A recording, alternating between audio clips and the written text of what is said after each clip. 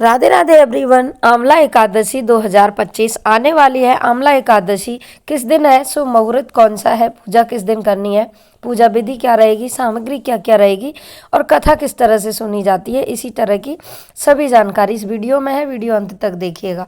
इस वर्ष आंवल की एकादशी 3 शुभ योग बन रहे हैं। 48 मिनट की भद्रा भी साथ में है। रंग पंचांग के अनुसार फागुन शुक्ल एकादशी तिथि 9 मार्च को सुबह 7:45 पे आरंभ होकर जिसका समापन हो रहा है 10 मार्च को सुबह 7:44 पे। यानी कि उदया तिथि के हिसाब से हम ये व्रत करते हैं और जो द्वादशी युक्त एकादशी होती है उसी का व्रत किया जाता है। इस तरह से उदया तिथि में जब सूर्य उदय हो रहे हैं तो वो है 10 तारीख को, तो हम जो व्रत करेंगे वो 10 तारीख को ही करेंगे। यानी कि 10 मार्च को हमें आंवलक की एकादशी की पूजा करनी है, उसी दिन व्रत करना है। द्वादशी युक्त एकादशी करने का परम सौभाग्य मिलता है। संपूर्ण एकादशी जो मानी जाती है वो द्वादशी युक्त मानी जाती है। 10वीं युक्त एकादशी करने से हमें संपूर्ण व्रत का फल नहीं मिलता है। अब आइए जान लेते हैं इनकी सरल पूजा विधि। उस दिन भगवान विष्णु का व्रत किया जाता है। भगवान विष्णु इस लोक के ही नहीं वैकुंठ लोक के भी मालिक हैं। अगर हमने यहाँ पे ये व्रत किया जाता है तो हमें भगवान विष्णु का लोक प्राप्त होता है, समस्त पापों का नाश होता है और एकादशी सभी व्रतों में बड़ी बताई गई है। व्रत करने वाले मनुष्य को सभी पापों से, सभी बंधनों से छूट जाता है। इस दिन किया गया व्रत आंवला की एकादशी का व्रत होता है। इस दिन किया गया एक एक कार्य, सत्कर्म, पूजा, दान, धर्म, कथा, स्नान आदि सभी आपके अपने जीवन के पापों को नष्ट करने के लिए होता है, भगवान विष्णु को प्रसन्न करने के लिए होता है। एकादशियों में, बड़ी एकादशियों में आंवल की एकादशी होती है। भगवान विष्णु का आंवला के वृक्ष में वास बताया गया है। कहा जाता है माता लक्ष्मी और भगवान विष्णु आंवले के वृक्ष में हमेशा विराजमान होते हैं। इस दिन आंवले का पूजन करना, आंवले की सेवन करना, आंवले का दान करना और आंवले के पेड़ का जो भी दीपक प्रज्वलित किया जाता है वो करना अत्यधिक शुभ माना जाता है। तो आपके पास अगर आंवले का वृक्ष नहीं है तो आप घर में पूजा किस तरह से करें। सबसे पहले आप चौकी लगा लीजिएगा। शुद्ध जगह पे चौकी लगाने के बाद पीला लाल वस्त्र बिछा के भगवान विष्णु की खड़ी या बैठी हुई मुद्रा की फोटो आप लगाइएगा। आंवला बाजार में आसानी से मिल जाते हैं, आप आंवला लेके आइए। आंवले का वृक्ष अगर आपके पास है तो आंवले के वृक्ष के पास ये पूजा आप कर सकते हैं।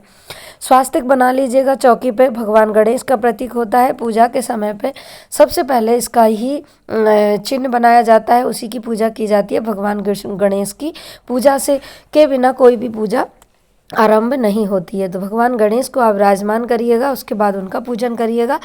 फिर दीपक प्रज्वलित करने के लिए नीचे आप चावल का या फिर तिली का या फिर पुष्पों का आसन दे दीजिएगा। एकादशी पे चावल निषेध माने जाते हैं तो आप पुष्पों का आसन भी दे सकते हैं। उसके बाद आप पंचोपचार पूजा करी जाती है। पंचोपचार पूजा में सबसे पहले स्नान आता है, उसके बाद वस्त्र, उसके बाद चंदन भगवान को लगाइए, पीला चंदन लगाइए, लाल चंदन लगाइए और उसके बाद उन्हें पुष्प अर्पित करिए। फिर आप धूप दीप अर्पित करिए और उसके बाद नैवेद्य जो भी भोग प्रसाद आपने बनाया है वो आप भगवान को समर्पित करिए। तो ये चीज़ें होती हैं पूजा की 5 चीज़ें। तो सबसे पहले मैं स्नान करवा रही हूँ, सभी भगवान जी को स्नान करवा दीजिएगा। उसके बाद चंदन भगवान को लगाना है। सबसे पहले गणेश जी को लगाते हैं, उसके बाद भगवान विष्णु को या देवी देवता जो भी उसमें फ़ोटो में है सभी को आप लगा दीजिएगा। फिर आपको आंवला को तिलक करना है, उसके बाद आप दीपक को तिलक कर दीजिएगा। आंवला जो भी हमें दान करने हैं या फिर हम चढ़ाते हैं 1.25 किलो की संख्या में, या फिर आप जितनी आपकी सामर्थ्य है उतना ले लीजिएगा। सभी को आप टीक दीजिएगा और उस सभी की आपको पूजा भी करनी है। उसके बाद आप वस्त्र समर्पित करिए। वस्त्र समर्पित करने के लिए अगर कलावा है तो कलावा ही समर्पित कर दीजिएगा, वरना जनेऊ अगर हो तो अति उत्तम है। जनेऊ भगवान को समर्पित करिएगा। 2 जनेऊ आपको चाहिए, एक तो भगवान विष्णु के लिए और एक भगवान गणेश के लिए। ये सब आप जब पूजा कर रहे हो तो आप ओम नमो भगवते वासुदेवाय का जाप करते हुए पूजा करिए। भगवान को इत्र समर्पित किया जाता है तो चंदन का इत्र आपके पास है तो आप थोड़ा सा कलावे पे लगा के आप भगवान को इत्र समर्पित कर दीजिएगा। उसके बाद उस दिन चावल हम नहीं उपयोग में लेते हैं तो तिल से भगवान का अक्षत की जगह तिल से हम उनका अभिषेक करते हैं। उसके बाद दीपक प्रज्वलित करिए। किसी भी पूजा के आरंभ से ही दीपक का प्रज्वलित करना अति आवश्यक होता है, क्योंकि दीप ज्योति में भगवान का वास बताया गया है। ये साक्षी होते हैं हमारी पूजा के।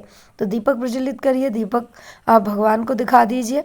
उसके बाद आप भगवान को पुष्प समर्पित करिए। जो भी फूल माला आप लाएँ या फूल आप लाएँ वो भगवान को समर्पित कर दीजिएगा। एकादशी वाले दिन आप पूरे दिन व्रत ना रखें, एक समय भोजन करके भी आप फलाहार करके व्रत रख सकते हैं। जो लोग वृद्ध हैं, बूढ़े हैं या बीमार हैं, वो एक समय भोजन करके भी व्रत कर सकते हैं। लेकिन एकादशी वाले दिन नाम जप ज़्यादा करना चाहिए, यानी कि आप 16 माला करें, 32 माला करें, 2 माला करें, 5 माला करें, अवश्य रूप से माला उस दिन करनी चाहिए। उसके बाद भगवान को आप नैवेद्य अर्पित करिए, बतासे हैं या फिर जो भी भोग आपने लगाया है वो समर्पित करिए। उसके बाद आप दक्षिणा समर्पित करिए। दक्षिणा समर्पित करने के बाद आप जो भी आंवला लाए हैं उनको आप भगवान को समर्पित कर दीजिएगा, बाद में इनका दान करना है। उसके बाद भगवान की कथा श्रवण करें।